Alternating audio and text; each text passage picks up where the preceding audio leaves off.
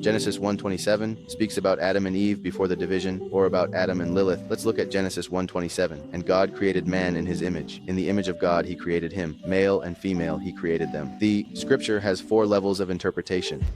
The literal is the most basic, so to speak, the simplest or most superficial.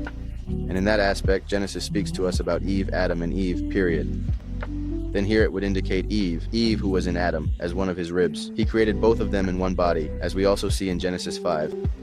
But when taking into account another of the deeper levels of interpretation, such as that of esot, of secret, even that which follows the literal is of clues. One can take clues from what is written, as when it says that Adam said, "This is now bone of my bones, flesh of my flesh." How are they going to understand that there was another one who was not? In this verse, it could be interpreted on another level. It says, "And God created Adam in his image. In the image of God, he created him." It says male, which in Hebrew would be zakar, a word that is also related to memory, or the memory, and then it says benekeba, like the word for female. In saying there, female is a term different from the one used later to say woman, for example, isha.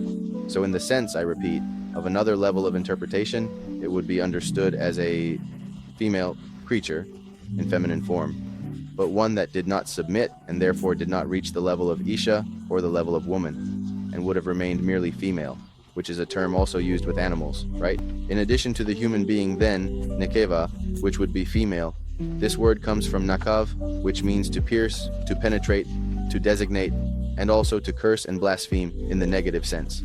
Thus, the root of the word for female, in the negative sense, can be seen as blaspheming or cursing, which is something that Lilith did by rejecting Adam, by rejecting what Yahweh had made for her. On the other hand, it pierced, so to speak, the commandment of Yahweh, revealing itself, and was part of the spirit that worked to have the Messiah killed and pierced on the wood.